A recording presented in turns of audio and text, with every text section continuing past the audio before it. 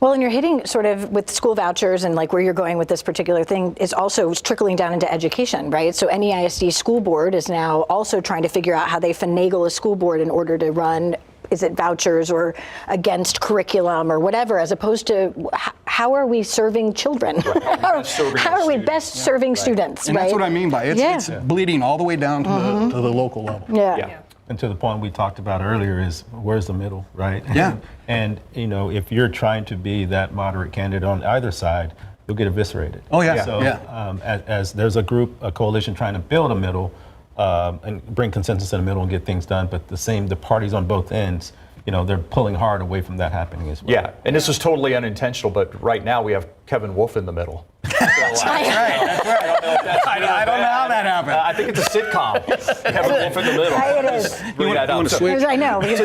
Tonight at 7 o'clock, our KSAT 12 live stream on all of our live stream platforms, KSAT Plus. Hope you'll join us then. To all of you, we'll see you in a few minutes. See you soon. Let's have pizza.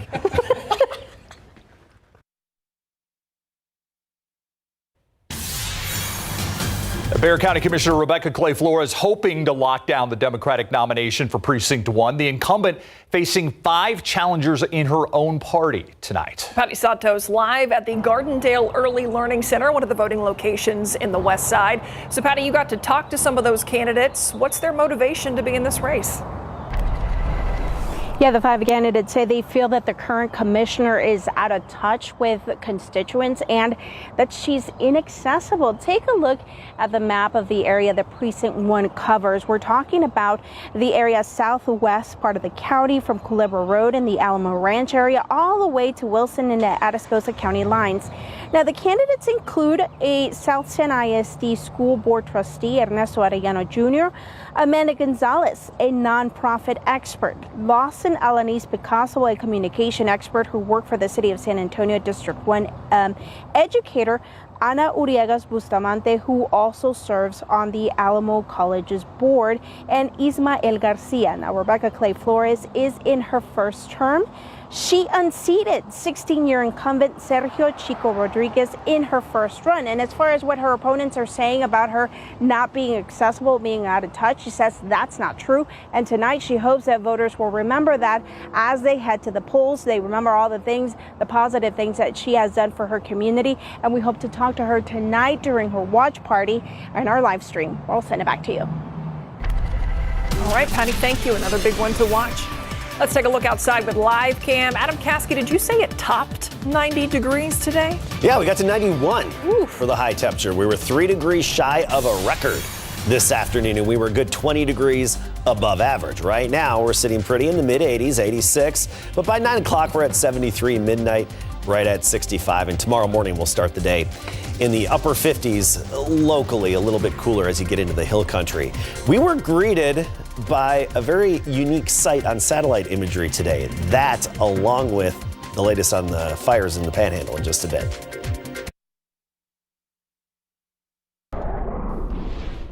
All right, it is election night, and a lot of people are looking forward to what's going to happen tonight, but I think probably more people are excited about what's going to happen later this week. Yeah, we do have a shot at rain, so storm chances are back in the picture by Thursday night, early Friday, and we have a big temperature drop that'll mostly be noticed into the weekend. Let's get the latest on the wildfires in the Panhandle. They're still burning up there, but luckily they are becoming more and more contained. Some of them even extinguished, but the Smokehouse Creek fire, that's going to go down in Texas history as the largest.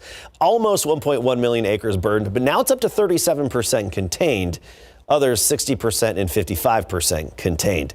Here's the fire danger for tomorrow, according to the Texas Fire Service, and moderate levels as you get into the Panhandle and even North Texas. That's actually not that bad. The lowest level is this blue color, and then that's just the next step up. It's a higher risk San Angelo all the way westward. I want to show you what greeted us on the satellite imagery earlier this morning, and it stands out right away that you see the short animation from early this morning around and after sunrise, and you can see in detail the little river valleys here in the hill country. And this is where, cool air pools up in the lowest elevations at night in an area because it's dense, it's heavy, it sinks. So it filters into the valleys, and that also is where dew and fog will first develop. And that's what we had in the hill country early this morning. Interesting, cool view there. Rain shower activity was all east of us today. East Texas, Louisiana, all the way into Georgia. Some good rainfall there, even in the panhandle of Florida. We're looking at this upper level swirl west of San Francisco. Upper disturbance. It's going to move in, bring some mountain snowfall to the Rockies, some rain to parts of the desert Southwest, and around here, throw some energy overhead to give us at least a shot at some storms late Thursday all the way through Friday morning. Our futurecast does indicate some of that potential. I just really want to point out, not everybody's going to see this action. Only about 40% of our area really could see some of these storms. And whatever does happen to develop, we have to break through the cap. I think that's going to be the hardest part. But whatever does happen to develop along and west of I-35 has a slight chance of becoming strong to severe. On a scale of 1 to 5, 5 being, oh yeah, big time severe, we're a 1 to 2, 1 locally and a 2 out of 5 in the hill country, more so as you get northward especially. We're going to be right on the edge of the action. Most of it will be just north of us with hail, localized hail potentially, and isolated strong gusts being the primary threats and potentials. That's the 40% chance Thursday night. This is interesting. Remember this time yesterday, dew points in the 60s, felt the humidity? It's not the case now. We had the dry line move through. Dewey's down in the 30s and 40s. That's one reason we made it to 90 degrees today, because the dry air heats up so efficiently. Still lack of humidity tomorrow. It returns briefly on Thursday. Then the humidity is swept away again. So one humid day, that's going to be on Thursday. I want to point out Friday and Saturday are going to be a little windy. They're going to be breezy and gusty. You'll notice the winds. 40s this weekend, and afternoons only in the 60s. 34 days to the total solar eclipse, 108 miles. That's the average width of the path of totality. All right, thanks, Adam. The Buzz is up next. Bzz. In the Buzz today, eBay says the booth from the last scene in The Sopranos finale has sold for more than $82,000. 238 people bid on this. It's a lot. It's where Tony and his family sat as the screen cut to black. Its journey played, ending the hit series in mystery. The booth is from Holston's Ice Cream Shop in Bloomfield, New Jersey. The booth went on sale because the shop's renovating. Yeah, good thing they put it on eBay. They might want to keep it, though. All right. Consumers are frustrated with shrinking products and higher prices. Even Cookie Monster fed up. In a social media post, the Sesame Street character said, quote, "Me hate shrinkflation. Me cookies are getting smaller." Exclamation point, end quote. End quote. He may be onto something. A report from Glassdoor shows the price of cookies has risen more than 28% since the start of the pandemic. As for how Cookie Monster is dealing with that, we have another direct quote. Yeah. He said, "Guess me going to have to eat double the cookies." End quote. It's a good solution. I know. I was going to do a Cookie Monster voice, but I think it's better when I do it with a regular voice. Well, here's a new one. A seeing eye goose. Get a gander at this trio. 2 of the birds are blind, and the third serves as their guide. The Carolina Waterfowl Rescue says the 2 geese were born without eyes. So naturally, they needed another creature to conduct their movement. These 3 are now in need of a new home after their old owner moved away. The organization says they're perfectly perfect as long as they have a fenced-in area to keep them from wandering away. That's pretty great. Yeah. Okay, up next here, 3 NASA astronauts and 1 Russian cosmonaut have finally reached the International Space Station. The hatch opened early Tuesday morning, and 4 members of the Crew 8 came on board, hugging their fellow space travelers. Crew 8's rocket launched Sunday night after 2 earlier attempts were scrubbed because of weather. Pretty happy to see each other. With their arrival, there are now 11 people on the ISS, but 4 are set to return to the Earth in the coming weeks.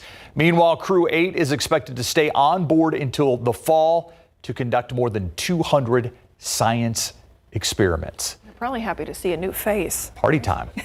We'll be right back. We are minutes away from the polls closing and the beginning of our election night live stream. Yeah, join us live on KSAT.com, KSAT Plus, and all of our streaming platforms. Start